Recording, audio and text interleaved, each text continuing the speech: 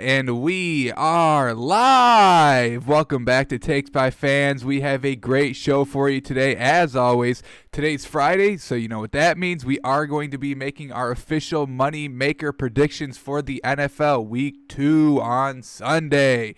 Woo! We guessed the lines yesterday. We were pretty accurate on most of them. Some did surprise us a little bit, a lot more than I was thinking, but re-looked at it.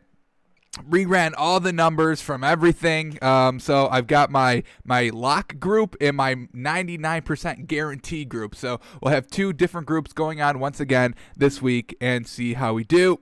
Last week, we'll go over what we did last week when we get to that. We got to go over Heat and Celtics game 2 from last night. I mean, Vegas, thank you. Sincerely, thank you from the bottom of my heart for letting the Heat just get points literally every single playoff game. We love it here. We are getting filthy rich off of Vegas's poor decisions. I mean, we here at Takes by Fans, we have been on the Heat ever since those seeding games, and we have been betting them every single time, every game. First round of the playoff against the Pacers, we took them every time. Second round against the Bucks, we took them every time. They were getting points sometimes. Most of the times they were getting points, and we were like, hey, we're going to still rock with it, because over here, we know. We're watching the film. We're breaking down the numbers. We're giving you all the information y'all need to know to make some money on this Heat this entire year. They're 10-1. Are they 10-1 now? Yeah, 10-1 in playoff games this year. They've lost one. They lost one game against the Bucks, so that means we've lost one bet when they lost against the Bucks.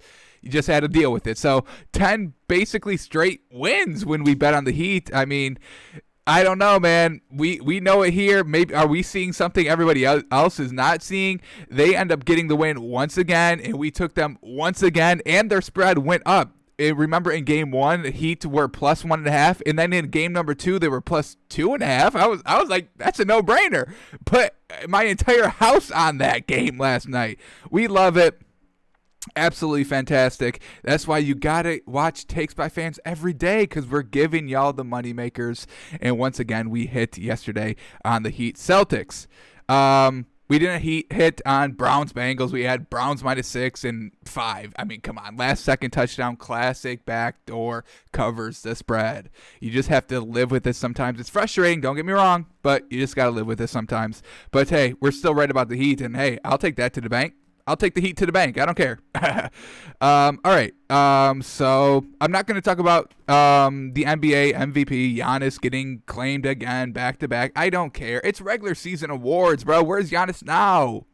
Eliminated second round, 4-1, injured. Get out of here. We don't care about the MVP. They've been snubbing LeBron for years, y'all. They're giving what LeBron did in the East consistently, and now they're giving it to Giannis for what LeBron has already been doing in the East, and now he's continuing doing it in the West? I mean, whatever. Hey, it's a regular season award. I'm not going to get too hung up over it. I really don't even. I mean, it's regular season, y'all. Did you win the title? Then why are you talking to me? Oh, you got MVP? Congrats. You were eliminated second round. You were eliminated second round against the Heat. Not my problem. Now you can have the MVP, but now you have to make the tough decision. Do you leave Milwaukee? That's the only decision we need to know from Giannis. I do not care about the MVP speech. What is he going to talk about this time? I don't care. How about talk about how the Bucks franchise is ruining your prime? How about you talk about that? So, not going to get into that discussion. I frankly just do not care. Regular season awards mean nothing. The Heat, I mean, do you see them getting any regular season awards? No? Well, hey, they're one of the best teams in the league, so. All right, let's talk about Heat Celtics game 2. Oh, boy. Heat got out to a little bit of a better first quarter start. Celtics were able to open up a big lead going into half. They led 60-47 at half, but it did not matter to this Heat squad. We got Duncan Robinson. He had 4 3-pointers in the first quarter. We love it. We saw them get out to that slow start in the first quarter in game number 1. That did not happen here. We see pretty even game at 1. Celtics will open it up a little bit here. Nice little lob to Bam Adebayo, who finishes. Love it. Kemba Walker had a very impressive game as well. Nice little dribble hesitation, gets it able to fall at the rim. And then the steal on Duncan Robinson, who was feeling it from three all first half. Lays it in on the other end, and now they are up big. 15-point lead there late in the second. As I said, they were up 60-47 into half. But late third quarter, it's starting to fall a little bit. Not there. Not there. When who was that? Goran Dragic misses the three. Kemba goes out. He's all good, though. No need to worry. He will come back into the game. But here we go. This is where they start to make their run. It starts with the Jay Crowder three-point and one. Y'all know everybody on this Heat team can hit threes. Yes, even Jay Crowder. The man's amazing. Bam Adebayo down low. He gets the and one. So getting all these extra free points, and now Bam Adebayo, the nice little floater to officially take the lead. The lead is up to 5. Why not make it 7? Goran Dragic is too fast, and he hits threes. Oh, boy, this Heat team is dangerous, y'all. We've been saying it. Kemba Walker, huge three there, closing the gap a little bit. Misses the three, but Jaylen Brown, being a dog on the glass, goes right up with it, ties the game. Celtics up 2. Kemba says, we up 5 now. Just hold on. I'll carry us. Celtics feeling it late in the fourth quarter, but the Heat, y'all, you can never count out this team. We saw how clutch they were with a minute left in game number 1, and here they are in game number 2, just continuing being clutch up to there. Goran Dragic says, hey, Kemba can do it, I can do it. I'm extending the lead up to 5 this time with a huge 3. But it's not over yet. Jimmy Butler, the steal, he had 4 of them in the game, dumps it off to Jay Crowder. He finishes at the rim, and now the lead is up to 7. But the Celtics, they're like, if the Heat can be clutch in game 1, we can be clutch in game 2. Jaylen Brown, huge 3 there. That drops, cuts the lead down to 3. Who do you go to when the lead is down to 3? You go to Jaylen Brown again, who just hit it. But it doesn't fall that time. Heat get the rebound. Unfortunate. They foul them, make a couple of free throws. 5-point win. Miami takes game number 2, 106-101, and there is apparently a meltdown in the Boston locker room focusing around Marcus Smart, which is not a good sign. So, the Boston Celtics chemistry is starting to fall apart while the Heat just continues to get stronger and stronger. So in game number 3, Vegas, please keep the Heat as the underdog, because we will hammer that line all single day. All day we will be betting on that line if it opens up at Heat +2, +1. I don't expect it to be. I think the Heat now will be probably -1, -2. Probably maybe even a pick 'em, but I don't think the Heat will be underdogs anymore. I think they will be favored, which is unfortunate for us, but hey, we can hope, right? We'll check the line of this game tomorrow before we bet it. All right, let's get into the box score. Miami, Jimmy Butler, 14 points. He doesn't need to go off. Like with the Celtics, y'all need Jason Tatum and Jaylen Brown and Kemba Walker all to get you 20-plus points. They don't need this in Miami. They spread the ball so well. They're so deep. Jimmy Butler, 14 points. He also had 4 steals. We saw one of those in the highlights to really kind of extend the lead even further. Jay Crowder, 12 points, but he went 3 of 10 from 3. The man is he's just something special. Bam Adebayo with 21 big points and 10 rebounds. He shot 62% from the field. Well done. Very well done. Duncan Robinson, we knew he wasn't going to. We saw in game number 1, Duncan Robinson did not have a good game, and the Heat still won. So that gave us so much confidence betting on Miami here in game number 2, and just really feeling good about that they would win this game in general. We knew Duncan Robinson would put up better points than he did in game number 1, and what did he do? 18 big points, 6 of 12 from 3, and, added a little salt and pepper to the mix, a little 4 assists, 2 rebounds, something light, a little light seasoning on that 18 points. We can definitely get behind it. Goran Dragic, all reliable, leading scorer, 25 points, 3 of 7 from 3, 52% from the field, 5 assists, 3 rebounds, just overall getting it done, +10 when he's on the floor. So once again, just great defense with great offense. You love to see it, and then you can always rely on Tyler Hero off the bench, y'all. We say his name every single time we mention the Heat, because he is a key player coming off the bench, and he really gets it done every night. Not the best shooting from 3, but puts up 11 points and 9 rebounds. this is basically who does this? Michael Porter Jr. Big points, big rebounds. He's this Miami's Michael Porter Jr. getting it done consistently off the bench, rebounds and points. We love to see it. And then Kelly Olynyk gets in for 12 minutes and he puts up 5 points. Well done. Hits a 3. This team is dangerous from 3. Everybody can hit. Everybody except Bam Adebayo. He doesn't take threes, but they don't need him because literally Jimmy Butler, Jay Crowder, Duncan Robinson, Goran Dragic, Tyler Hero, Kelly Olynyk, Andre Iguodala, Kendrick Nunn, Derrick Jones Jr. all can hit threes. They can all hit them. So if you only have one player that can't, I think you live with it just a little bit. Alrighty, let's go to Boston now. Jason Tatum, he had 30 in game 1, downgrades to 21 here. Jaylen Brown goes up from 17. Is that what it was? 17 to 21. So Jaylen Brown doing a little bit better this game. Jason Tatum doing a little bit worse, and this was not the time to go down in points. Marcus Smart, not a very good game, only 14 points. We saw him have 26 in game number 1. He got out to that hot start in the first quarter. But this is kind of, what Marcus Smart did in game number 1 besides that hot opening first quarter, kind of just only 14 points. So moment is maybe getting a little bit too big for Marcus Smart. And then you couple that with, that locker room exchange that, is kind of a mystery a little bit. But a lot of people are saying, Marcus Smart not feeling good. And then, so not only then, they are not practicing today because of that argument. And then game number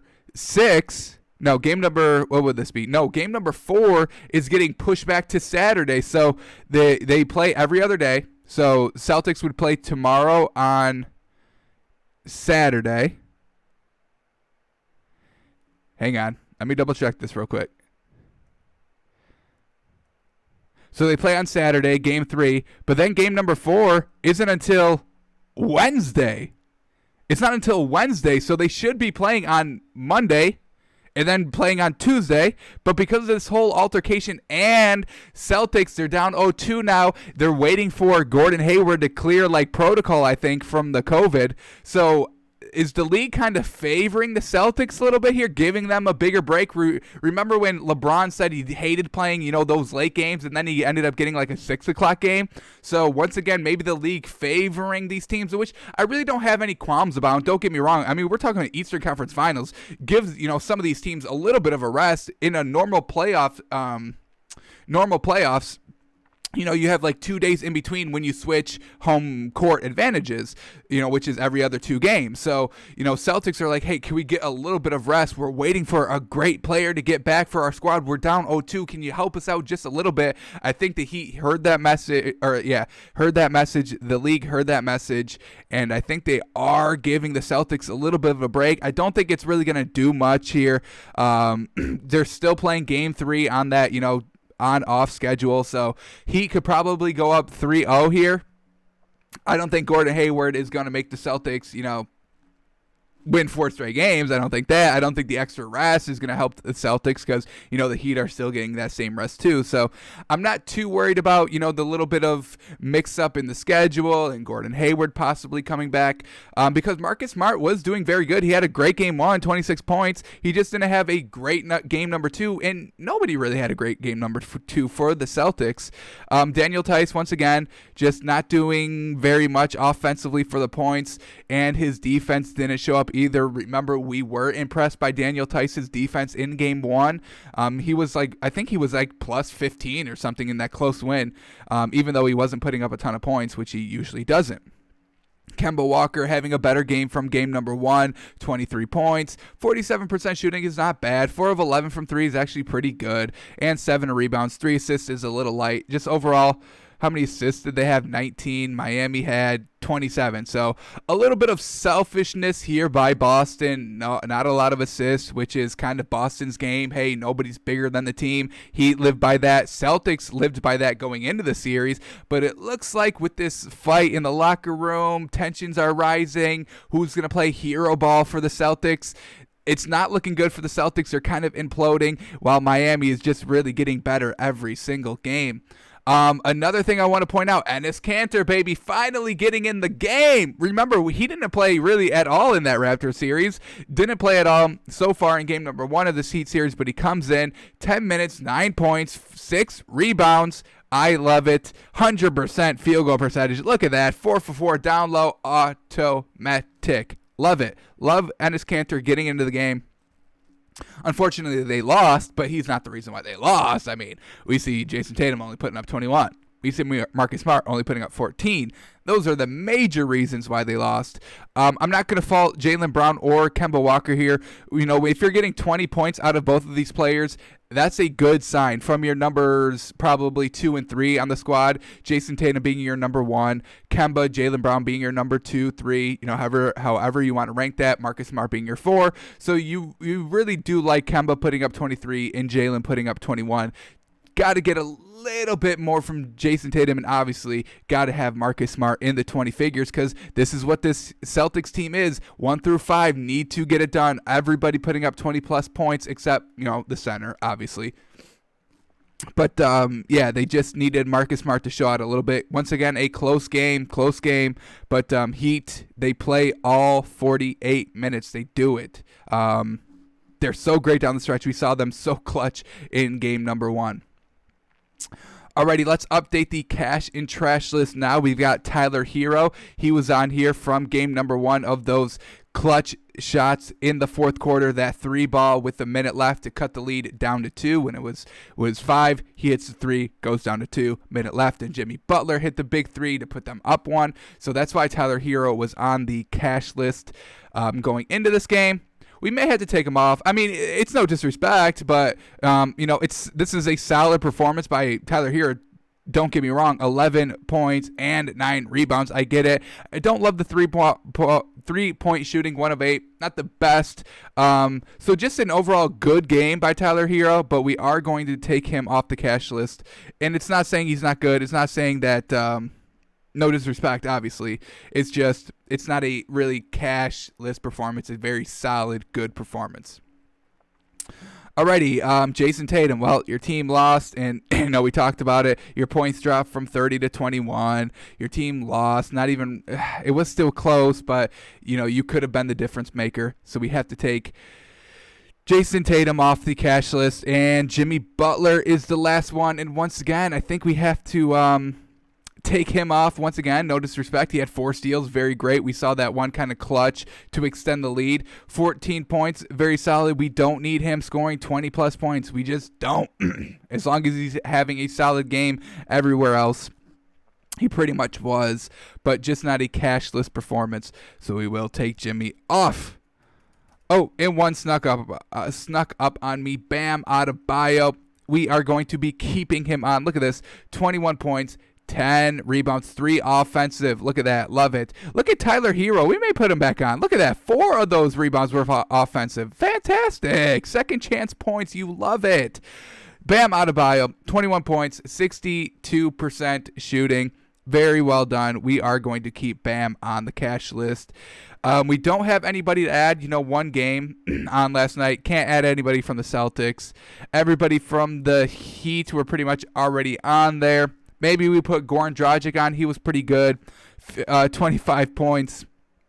We saw him, you know, hit the 3, go down low. I mean, he's so versatile in his game. He's speedy. He can shoot quick. He's big. 3 rebounds, 5 assists. He was a plus 10. So the defense, yeah, we might give it to him. Let's give it to him. Goran Dragic, we're going to put him on. Wasn't initially going to put him on, but I just talked myself onto it. That's it, right? Is that it? G, not Dragic. Dragic. Alrighty. Here we go. For your performance last night, which was the 17th. Alrighty. Trash list. Doc Rivers was on. You know, we have to put somebody on from the Clippers. We decided on Doc Rivers. They're not playing anymore, so we can't take him off the trash list. But remember, you were there, Doc. You were there. We do not forget. Not going to put anybody else on the trash list. Nobody was really trash. Just not above average of what we needed. This is kind of average by Jaylen Brown and Kemba Walker and Jason Tatum, but nobody was really exceptional here, but nobody was trash either. So, yeah, going into game number 3, we're still liking the Heat a lot. I may want to look at the line now. I am very, very interested in this line. What is it going to open up at? We'll look at it right now. I am very interested. If I had to guess, it's probably going to be Heat -2. I think it's going to flip to Heat -2. I think it's going to go the other way. So let's see what we get. I am very interested. Oh, my. It's opening at Heat +3, y'all. It's opening at Heat +3. They win and the spread just goes up for them. I don't get it. I don't hammer that right now, please. Celtics are in chaos. Their locker room is in shambles. Marcus Smart is throwing tantrums in the locker room. Not good. Heat. You don't see that problem with the Heat. Vegas, they're just not getting it. I don't know. Vegas, hey, call me. I can save you. I can save you some money if you would like that. But Heat +3. Yes, take that. Please take that. Oh, but I don't even know what to say. I don't know what to say. Am I smarter than Vegas? I think we have to claim that. Takes by Fans is smarter than Vegas odds makers. I don't want to say it, but they're forcing me to say it. I don't know what y'all want from me. Yeah, okay. We got Lakers Nuggets here tonight. Here we go. Friday. Lakers Nuggets game 1. All right, a couple things just to talk about real quick. Some trends to talk about. Lakers lose game 1 of the first 2 series. They lose game 1 against the Blazers and they lose game 1 against the Rockets. Our theory was that LeBron and Frank Vogel were playing 3D chess. Hey, we're just gonna go out there, let y'all show your cards while we react to y'all in game number 2. I don't think that's going to happen this game, and I'll tell you why. Nuggets, they went 7 games against the Jazz. What happened in game 1 in the following series? They get blown out by like 30 points against the Clippers. They went 7 games against the Clippers. I think they once again get blown out. They're tired. You went 7 games, grueling games, must-win games. You had to win 3 straight games when you're down 3-1. That's not easy to do. That takes a lot of physical attention, and it just depletes your physical momentum. So I think they are going to come out a little bit sluggish here in game 1, where the Lakers were very, very well rested. They took care of business in 5 games where, so extra days off for LeBron, which is good. Anthony Davis, I think, is going to be Jokic's toughest opponent yet in the series. Rudy Gobert's not the best perimeter defender, and Zubac isn't the best perimeter defender where Anthony Davis is. He's quick, he's agile, he's good to go. He can go down low, he can go up top.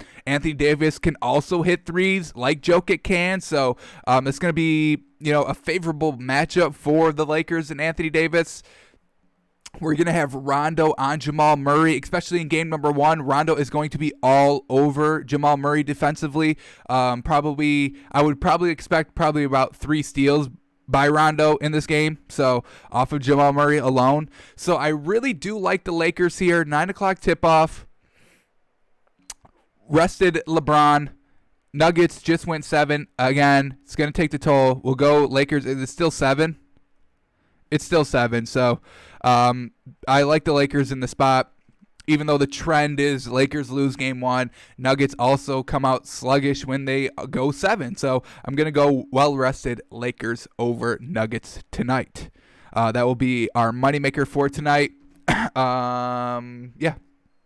So let's go into football from last night. And oh boy, Joe Burrow, they threw that man to the Wolves. They're like, hey, this is it. Just go win us the game, because they had the man throw 61 times. 61. 6-1, 60 plus 1 times. Absolutely. I don't know when was the last time I've ever seen a quarterback throw 61 passes in a game. I really cannot tell you. That's truly incredible. And he threw no interceptions on that. You throw the ball 61 times, you probably figure at least 1 interception, right? He didn't. 3 touchdowns, 316 yards. They still lose the game. So we'll go with that. Let's break down the game real quick. All right, Bengals come up. pretty good. 15-play drive, get a field goal. Browns answer. 10-play, 90-yard drive, well done by Baker Mayfield. Nick Chubb caps it off with a rushing touchdown. And then they go and score another touchdown. 3 plays, 57 yards. We get a 43-yard touchdown by Odell Beckham. We're going to watch Joe Burrow highlights and Baker Mayfield highlights, their best throws of the game, and kind of see which one impressed us a little bit more in the game and while we talk about it. So they're up 14-3 here. Everything's looking good. We had the Browns -6. We like the Browns overall in this game. Bengals, then they come back and score a touchdown themselves, make it a little bit interesting. But then the Browns start to run away with the game a little bit. They go and score another touchdown before half, and Bengals put up only a field goal before half, so now it's 21-13 going into half, and then they come out, Bengals on their first possession, they fumble the ball, or actually, let's talk about this, Browns get down to the 1-yard line, the 2-yard line, and could not convert. They were like first and goal and just could not punch it in. Not very good, not what you want to see. But then the Bengals fumble, coming off of, driving from the 1 yard. They fumble. Browns cash in with a short field, 2 plays, 1 yards. Y'all know how that goes. So now they're up 28-13. We think our -6 is looking good. Once again, the Bengals have to settle for only a field goal. 14-play drive that ends in a field goal attempt. 12-play drive that ends in a field goal attempt. Not the greatest, not what you want to see. But then in the fourth quarter, they've got nothing to lose. They're airing out the ball. They go score a touchdown, 28-3. Browns come back and score a touchdown of their own. This pretty much put the game away. I mean, this should have been the final score, 35-23. That should have been it. But the Bengals, I mean, they still got time left on the clock. What are they going to do? They're just going to drive down the field. They score a touchdown right at the end of the game. Ruins the -6 for everybody. We can all feel that. Truly unfortunate. But the Browns get the win. They win it. They did what they wanted to do, which was just win the game, not cover your spread. So they ended up winning 35-30.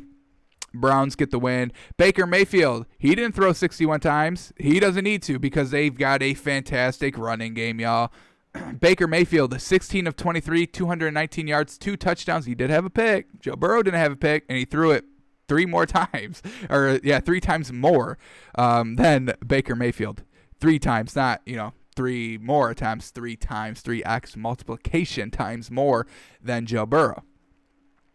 Joe Burrow threw 3 times more than Baker Mayfield and no picks. That was the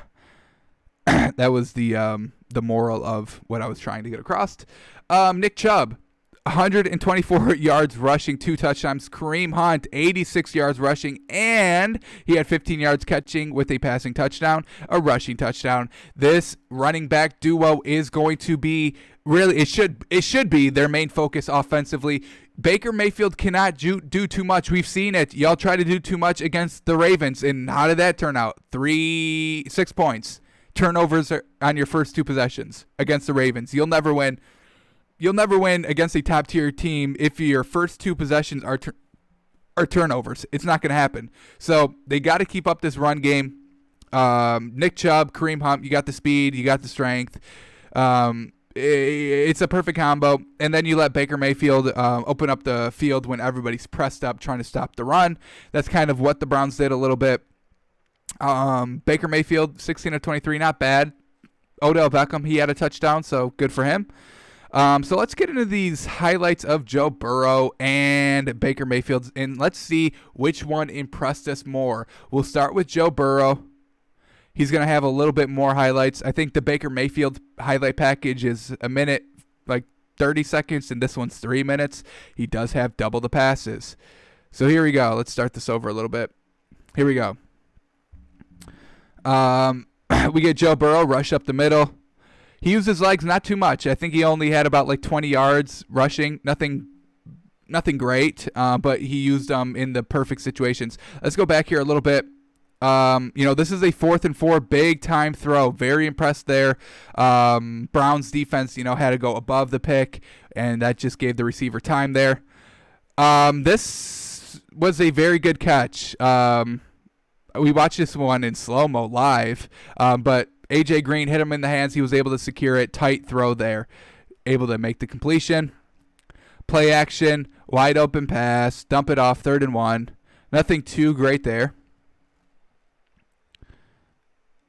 Just like a nice little slant over the middle. Nothing great. I mean, it's on target, which is good, but just nothing, that stands out.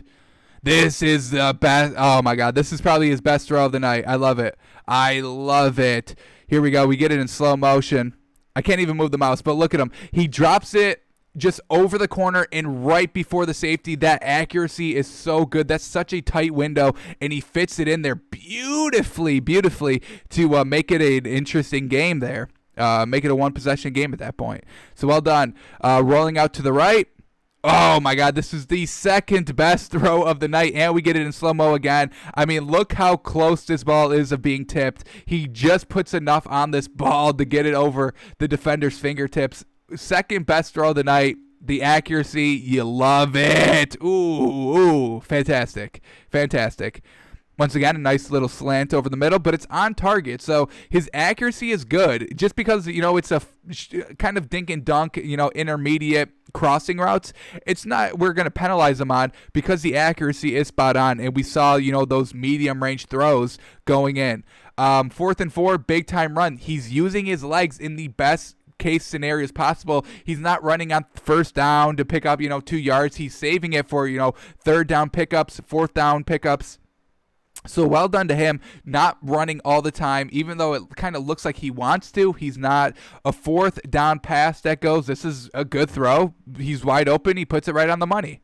Don't blame. We can't penalize Joe Burrow for the Browns having not great defense, right?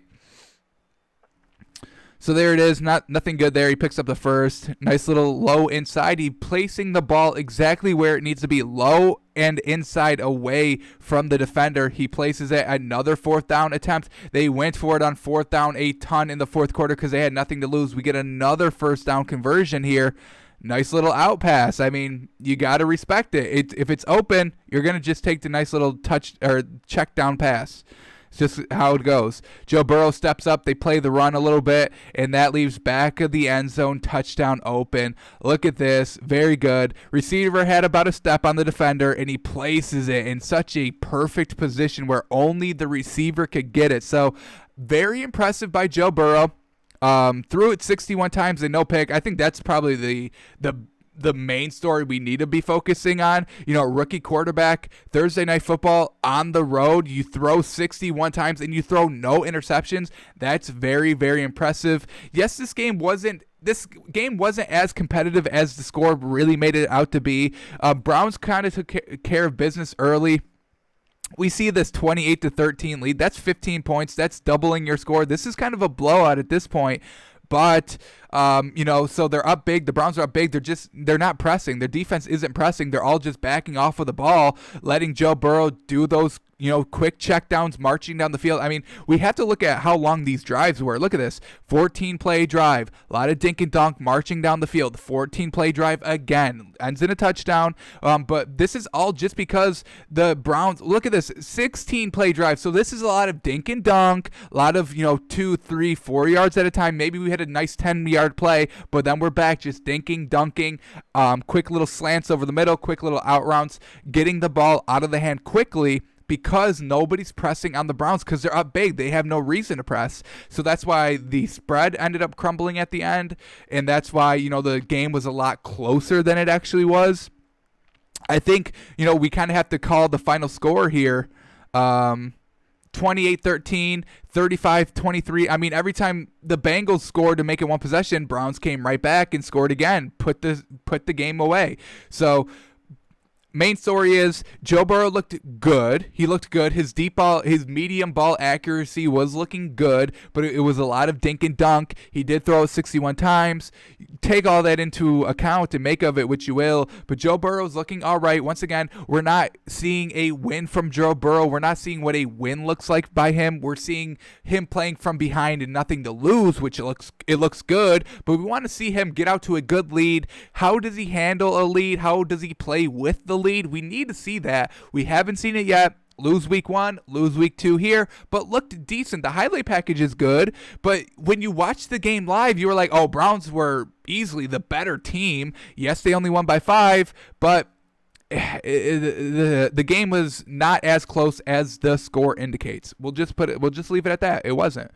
All right, let's go to Baker Mayfield now. Does he look a little bit more impressive than Joe Burrow did? He won. He didn't throw it 61 times, but hopefully we get some good highlights to really see what he showcased, because he did look decent yesterday. I'm not going to lie. He was looking like the Baker Mayfield that we expect when he faces lower level competition. Is it a knock? Maybe a little bit, but it's not meant to be. He hasn't won those big games, so we know what he does against lesser opponents. He looks good against lesser opponents. That's why he's still a starting quarterback in the league. But we definitely need to see how we need to see Joe Burrow play with a lead. We need to see Baker Mayfield start competing against the top tier teams. The blowout, the 6 points that you put up against the Ravens, it's not going to get it done, my guy. I'm sorry. We're not going to be talking about you in 10 years because of a Thursday night football against a rookie head coach and rookie Bengals team. We're just not going to be talking about that. So definitely got to see Baker Mayfield step it up a little bit. But this is a good stepping stone. Early on in the season, game 1 against the Ravens, that's tough for anybody, especially a third-year, not established quarterback that Baker Mayfield is. But here we go. Let's watch his highlights. Running out to the right. Once again, we see him escape the pocket a little bit more than we would like. Sit in there, stand strong, stand tall. He is a shorter quarterback. Maybe, vision is a problem.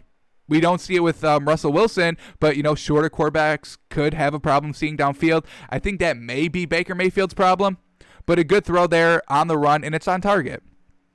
Once again, he escapes the pocket. You could have stepped up. That pocket wasn't really bad. He picks up the first, so we give him credit for that. But once again, wants to escape the pocket, doesn't want to stand strong in there.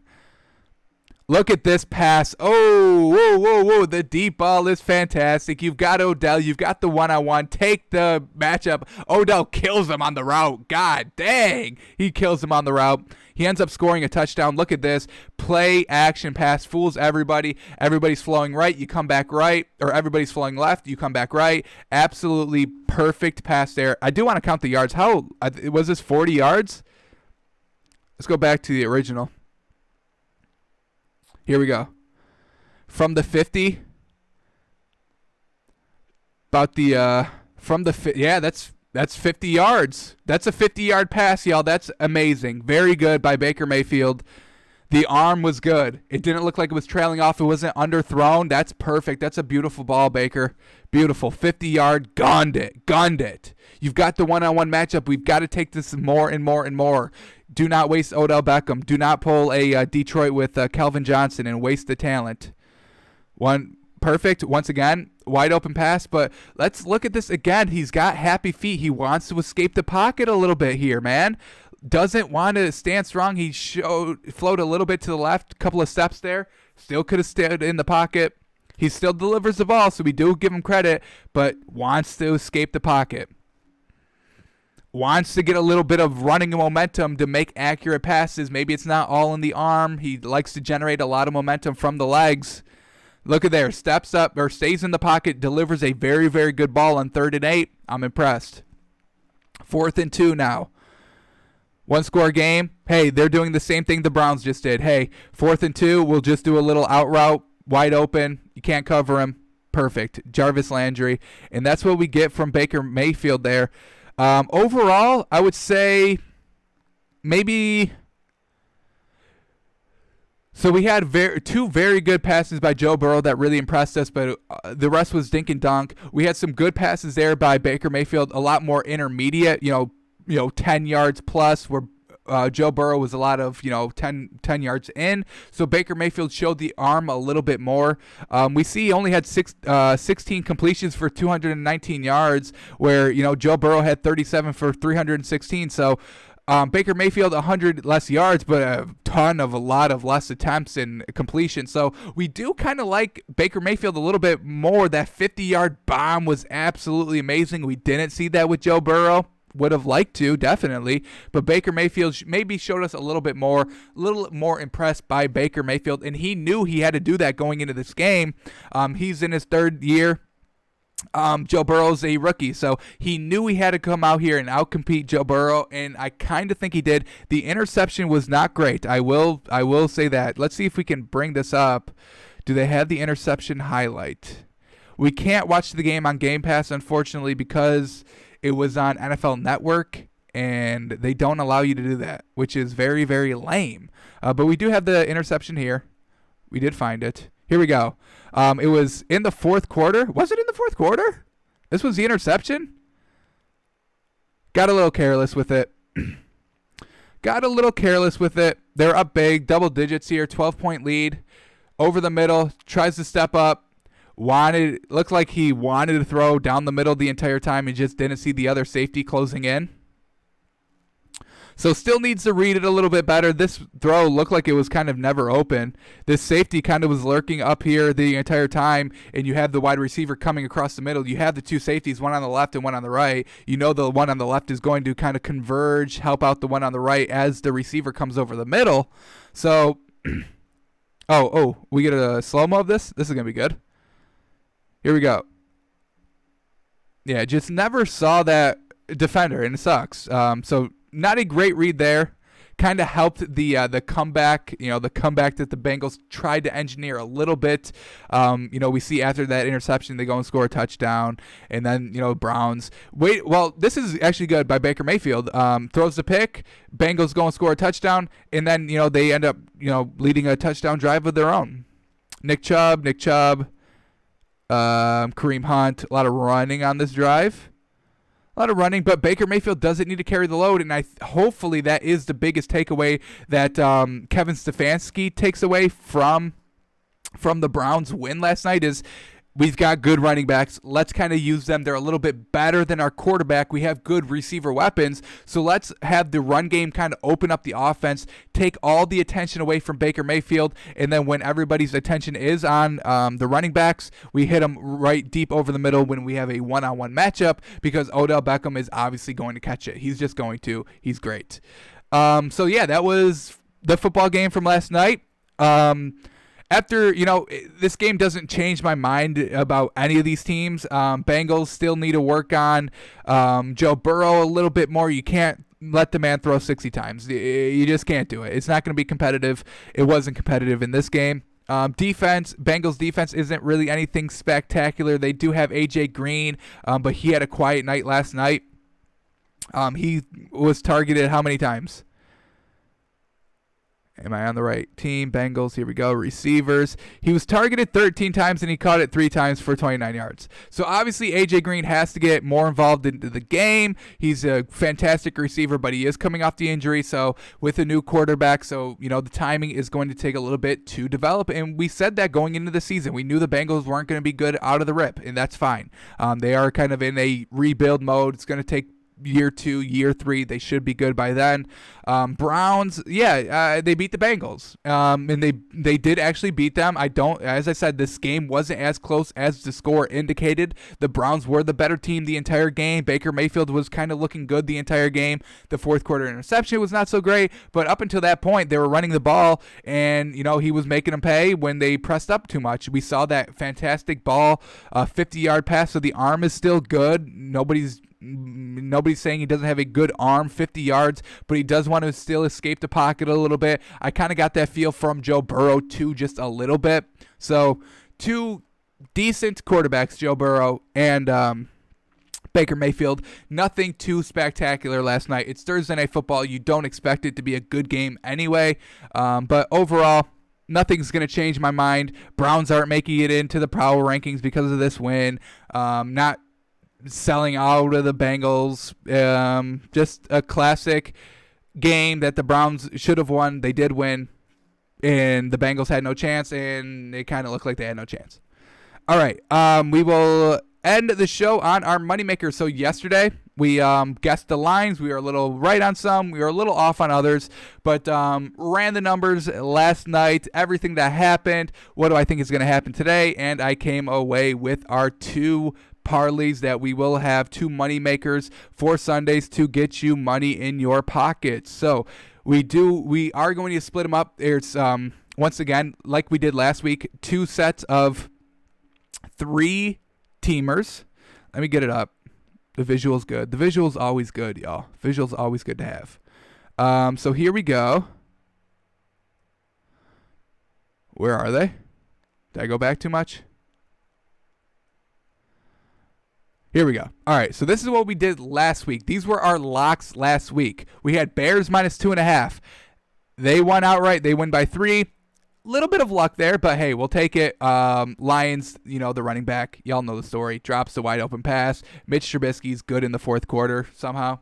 It happened. So Bears -2.5, that hit. Eagles -5.5. Well, that was a lock if the game ended after like the first quarter when the Eagles were up 17-0 and then they blew the lead. So they blew the lead.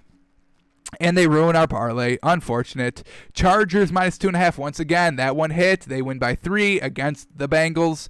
Last second field goal to tie the game by the Bengals don't go out. So we lucked out a little bit on these 2 picks, but the Eagles ruin it. And then these were our very confident picks. So once again, we are going to have our lock section and are pretty much 99% guaranteed, but something could happen that I see and it goes the other way. So we had Packers +2.5, and they went outright. No need to worry about the +2 there.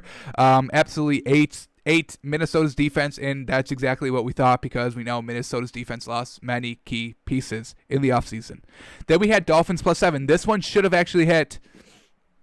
Dolphins, they lose by 10, but in the final 2 minutes, we were actually driving. We were on the Patriots about 10-yard line, and then Ryan Fitzpatrick throws an interception. We would have settled for a field goal if he didn't, and that would have brought the spread to +7, which would have been a push. But he also could have actually scored a touchdown if he didn't throw the interception, and that would have brought the final score down to 3. We would have hit. So still should have hit this game, but we don't. Unfortunate. We hit the Packers +2.5, and then we hit the Cardinals +6.5. They went outright. We thought this would have been a competitive game. We knew that the 49ers weren't great at the receiver position. They do kind of make that up a little bit in the last week. We'll talk about that in just a second. But the Cardinals went outright +6.5 hit. So, out of these 6 picks, we hit 4 out of the 6, which was pretty good. I'm not going to lie. We'll take that. So, that's what we did last week, and we're looking to do even better this week. So here we go. This is going to be our locks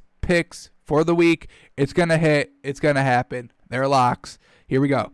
All right, our first one is going to be 49ers -7. Yes, I kind of was a little iffy yesterday when I was talking about this line. I don't like that it's actually 7, but this Jets team is just so trash. I mean, this 49ers team is so much better. They're coming off of a loss, so they're going to be even more motivated. Yes, they did lose Richard Sherman. That is going to be a big blow for them on defensive side, but they've upgraded at receiver with Mohamed Sanu. We saw the 49ers last week. Their leading receiver was their running back. Their second leading receiver was their tight end. So now you bring in Mohamed Sanu, trusted, true veteran. He's going to be able to plug and play. He's going to be able to get a handle of this of the playbook quickly. He's a veteran, y'all. He knows how to play the position. So expect them to be even better than they were last week.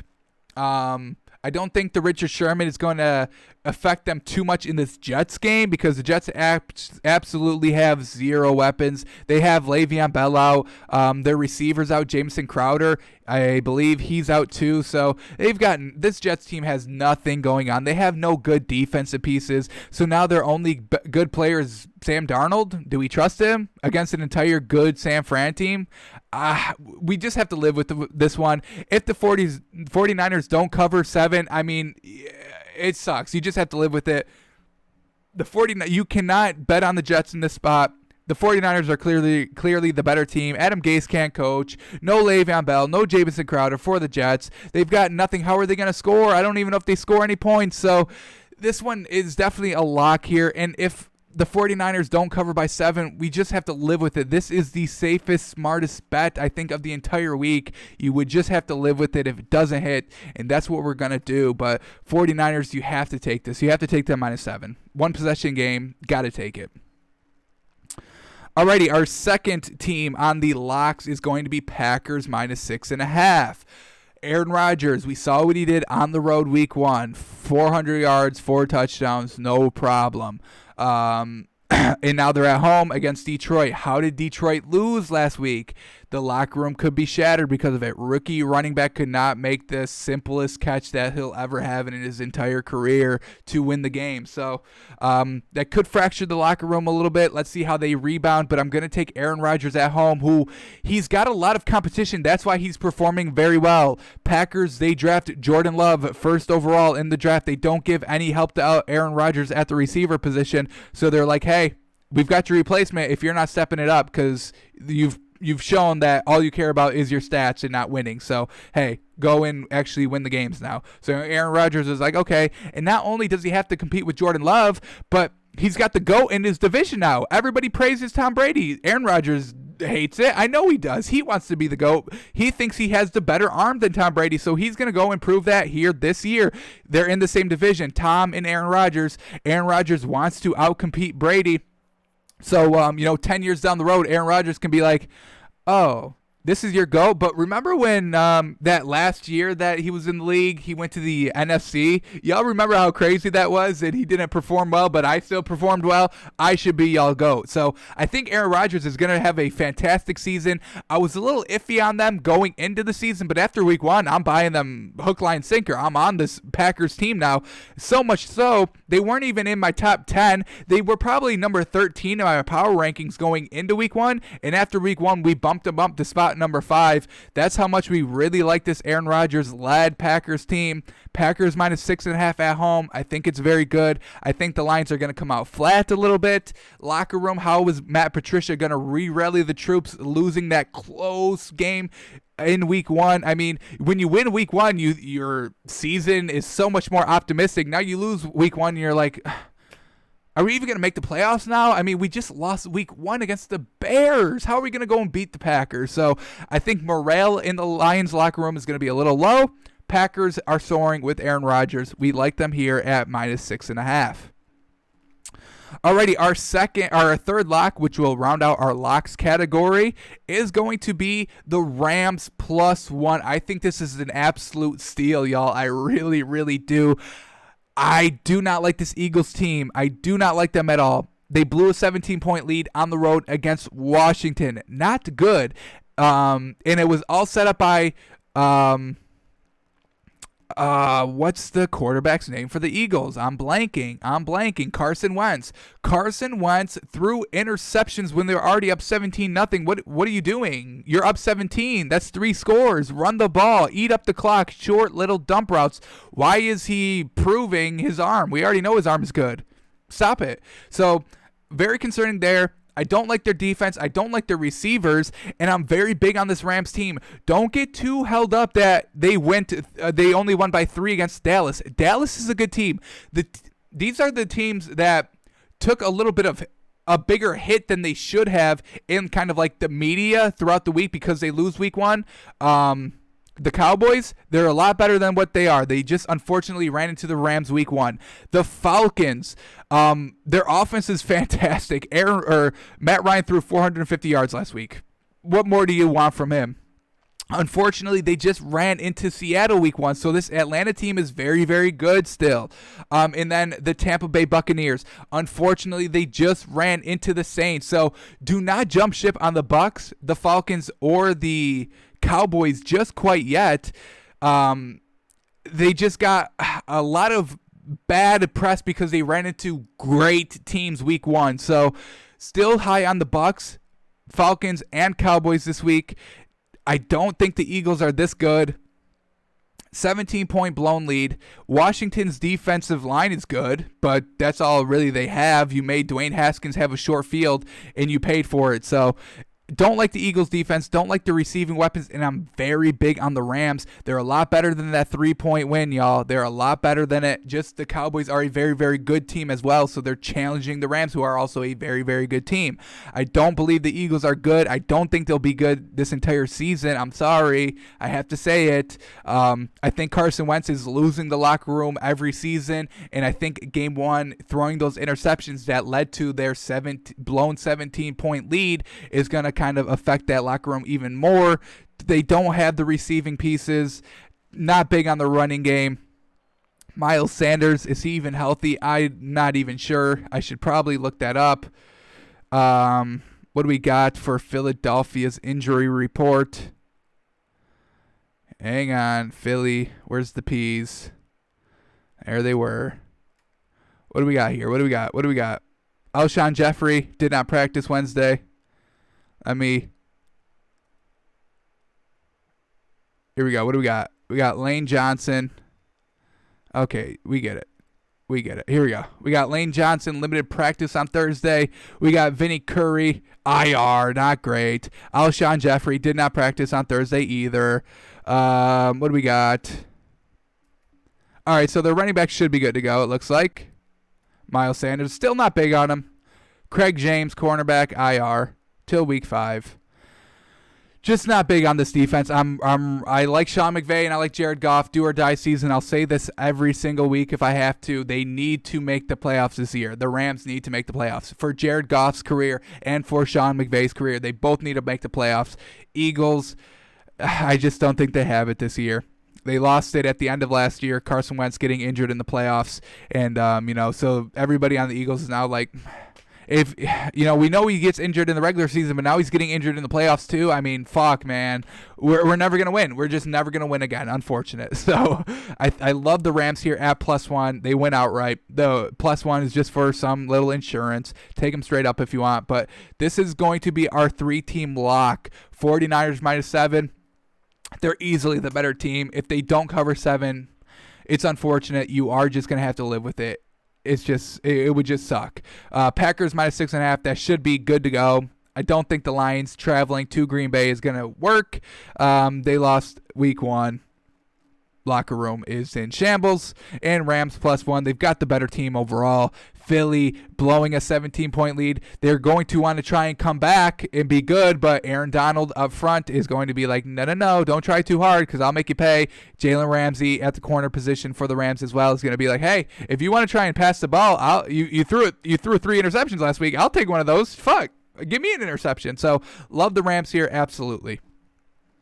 Alrighty, so this is our 3-team parlay lock. Bet it, bet this big, put your house on it, and go retire on Monday after you cash out. Alrighty, so this is going to be our 99% guaranteed section of our cash list. Just a little hesitation, maybe 1 or 2 things could happen, but overall I like them. So here we go. Another 3-team parlay coming up. We are going to do Vikings +3. Oh, yes, I love it. I love this. Colts are not good. They lost Marlon Mack. Y'all know how I feel about Phillip Rivers. I hate the man. I absolutely hate him. I was big on the Colts coming into the season, but it only took 1 week for me to see that Phillip Rivers is the same old Phillip Rivers that we saw time and time again. Throwing interceptions. He's Jameis Winston. I'm off on the Colts. Off on them heavy. I get the better quarterback with the Vikings. I get the better receiving core. I get Melvin Gordon for the Vikings. So all that. And they get 3. And you're giving me 3. They may lose the game, but they're not losing by more than 3. I like the Vikings here. I actually kind of like them straight up too. Colts at home. Doesn't matter. Phillip Rivers, he doesn't care. He doesn't care. He does not care. He doesn't care. He doesn't care. He doesn't care. I cannot express how much I hate Phillip Rivers. So we go Vikings here +3. Very, very good. The one thing, maybe Phillip Rivers has his one good game of the season, and then I have to bite my tongue on Monday. I won't. I don't care. He can throw 8 touchdowns and 1,000 yards, and I'm still going to shit on the man. I don't care. But Vikings here +3. Ooh, better quarterback, better running back, better receiving core. The only difference is they have to go on the road. Well, they could have won at home anyway against Aaron Rodgers, and they still put up 34 points. Not bad. We'll go Vikings here. All right.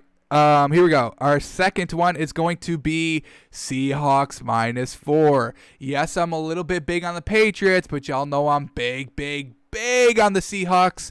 They're my number 1 team in the power rankings. Their defense is fantastic, and I'll tell you why they're going to win this game. Straight up, they'll cover the 4, no problem. Sunday Night Football in Seattle. Those 2 are tough on its own. The Seattle's defense is still pretty much the same defense that had to go and face Cam Newton when he was in the NFC. So this Seahawks defense, they know Cam Newton. Pete Carroll knows Cam Newton. Russell Wilson knows Cam Newton. And what we saw here, we broke down that Patriots tape. We saw it was a lot of read option. Cam Newton passed it 19 times. He ran it 15 times. So this Patriots offense is a lot of Cam Newton in the misdirection game. And the Seahawks is going to be able to sniff it out because they know Cam. They know his tendencies. And once again, the Seahawks defense is good. Now they have Jamal Adams.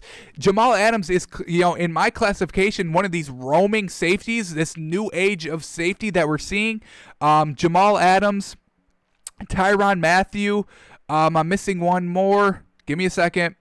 Tyrann Mathieu, Jamal Adams, Minkah Fitzpatrick. I mean, all these safeties, they're everywhere on the field, every single play. So these are true ball hawk safeties, true roaming safeties, and that's going to hurt the Patriots because if they're just running read option all game, Jamal Adams is going to just press up and just go in the backfield every time and try to blow it up, or he's just going to be a QB spy the entire time. Bring him down to, up towards where the linebackers are, have him blitz off the edge. Jamal Adams can do it all. So Seahawks at home, better quarterback. Patriots defense is still a little iffy to me. I still need to see them prove themselves. Yes, they have Stephon Gilmore. I get it. But overall, their defense is not that great. Their offense is heavy on Cam Newton, and that's going to hurt them here against Seattle. I love them all day, -4. I think they win by 10, y'all. I think they do. I don't think this is going to be a good look for New England on TV. I still think New England's a good team, but, once again, unfortunately, good teams running into even better teams early in the season. Don't get too caught up on what the Patriots did last week at home against the Dolphins, where Ryan Fitzpatrick threw 3 bad interceptions. So Russell Wilson is not going to do that. They're good on the run game. We saw DK Metcalf. Russell Wilson, what did he throw? 3 touchdowns last week for 300 yards. He'll do that even better here at home. Love this spot here. Seahawks -4. It's very, very good. Alrighty, in our final one, I wrestled with this one. I did, y'all. I wrestled with it. Falcons +5. I think I like this. I think I like it. I love this Falcons offense. I'm still big on this team. Falcons, Cowboys are, I think, very, very good teams in the NFC, probably on the same level. Cowboys defense took a little bit of a hit. We saw Van Der Esch, he's out. Sean Lee, he's out. Not great for their defensive core. They have all the weapons on offense. Nobody's doubting that, but so do the Falcons. We see Sean Lee, he's out. Leighton Van Der Esch, he's out. We got Blake Jarwin, he's out. So not great. Amari Cooper, limited in practice. I'm sure he'll play, but limited in practice. We get Tyron Smith. He did not practice. Tackle for the line for the Cowboys. Everybody raves about their offensive line. So some key pieces defensively missing for the Cowboys. Not very good. Falcons, they don't have anybody on the really IR, I don't think. It's like 3 players, and it's nobody big. We know that, the Falcons have kind of been dealing with injuries these past, 2 seasons. They're healthy here. Matt Ryan threw for 450 yards. He put up 25 points. That's pretty impressive. Unfortunately, they just had to face the Seahawks. So I think I do like the Falcons here. We're going to put it in. The Cowboys, their offense is good too, though. So this is going to be a shootout.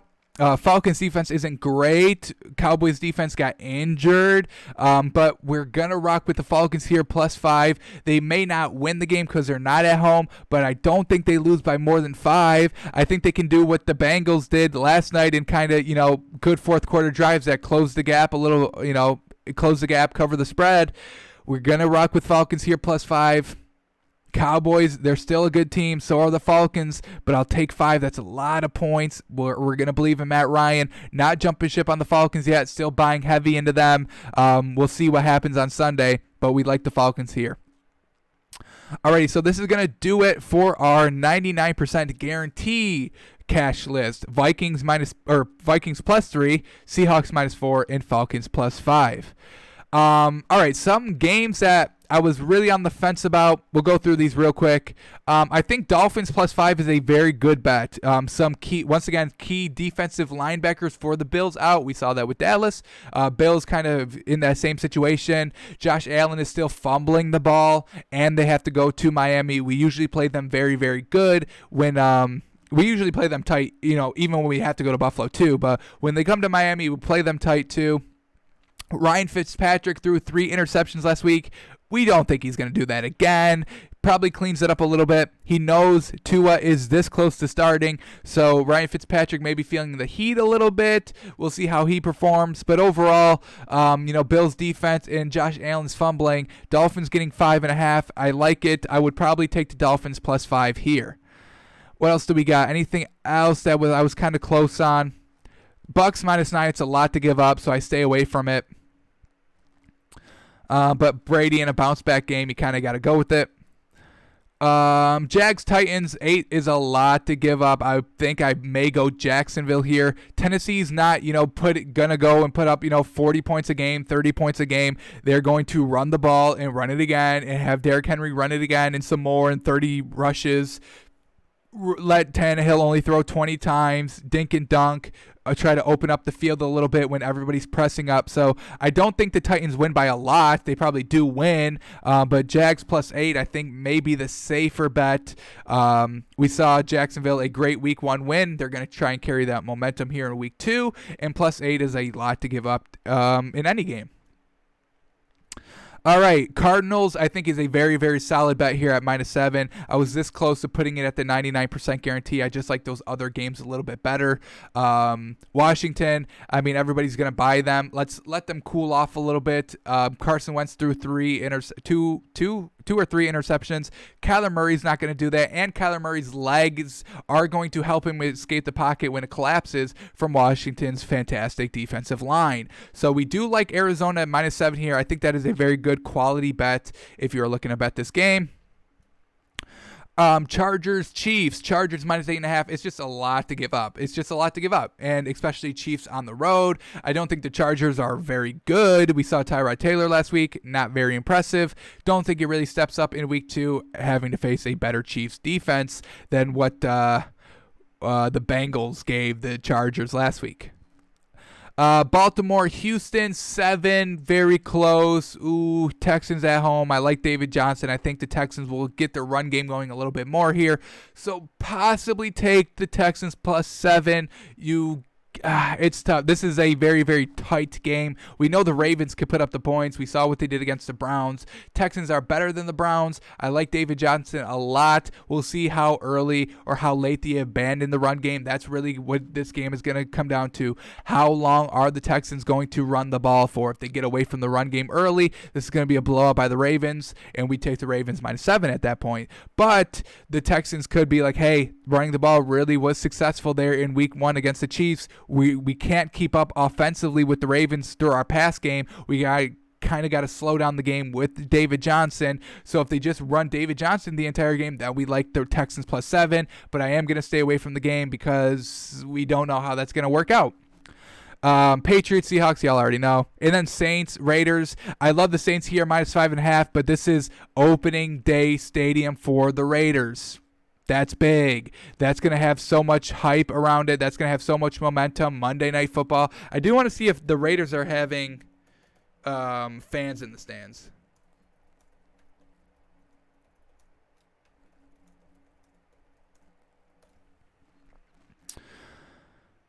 Okay, for the Vegas Raiders. Okay, let's see. Will the Raiders. So week 2, we got the Bengals. Yep, we saw them. They did 6,000 fans for the Browns last night. Very good. You definitely heard them. Is that it? Week 2? Sunday. Okay, here we go. Titans will not allow spectators. Okay. Bucks will not allow. Steelers will not allow. Eagles are not allowing. Jets are not allowing. Dolphins will allow 13,000. So that's also going to help a lot too. +5.5. I think that's going to be good. Playing in front of 13,000. God dang. 13,000. Colts are only doing 25. We're doing 13,000. Oh, yeah. I do like the Dolphins +5.5 now. Nice little home field advantage with 13,000. Very well done. Packers, no fans. Cowboys, not revealed a specific number, but they are going to allow 25% of the opener. Okay, so we're going to have Dallas with some fans. That may hurt the Falcons a little bit, but I don't think too much. All right, Bears are not. Cardinals are not. Chargers are not. Texans will. Texans will not allow have any spectators as Sunday's over. Oh, okay, so they're not. So in October they will. Seahawks will not have, and Raiders will not have for the entire season. Wow. Okay. So just the players getting hyped around the stadium. That's what's giving me a little bit of worries here. And on Monday Night Football, it's going to be, an entire ceremony. They're going to have something about it. So Raiders, John Gruden knows, Mike Mayock, he knows, general manager knows that they need to win this game. Home opener. This is going to sell tickets. This is, home wins are going to sell tickets next year. So Raiders are looking to put everything forward here for the home opener. So I am going to stay away from Saints Raiders here. But I mean, if this was just at, last year where the Raiders were at their regular stadium, yes, we take Saints -5.5.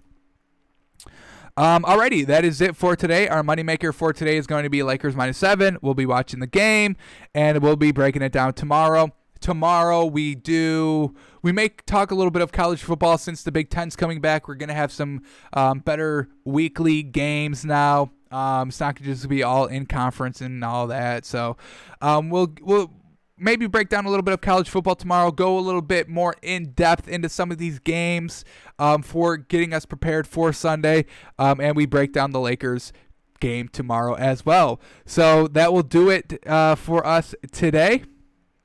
Thanks for coming out. Be sure to follow me on Twitter at TakesByFans to be a part of the conversation. And then we're live daily here, noon Eastern at twitch.tv/TakesByFans. Alrighty, y'all. We will catch you tomorrow.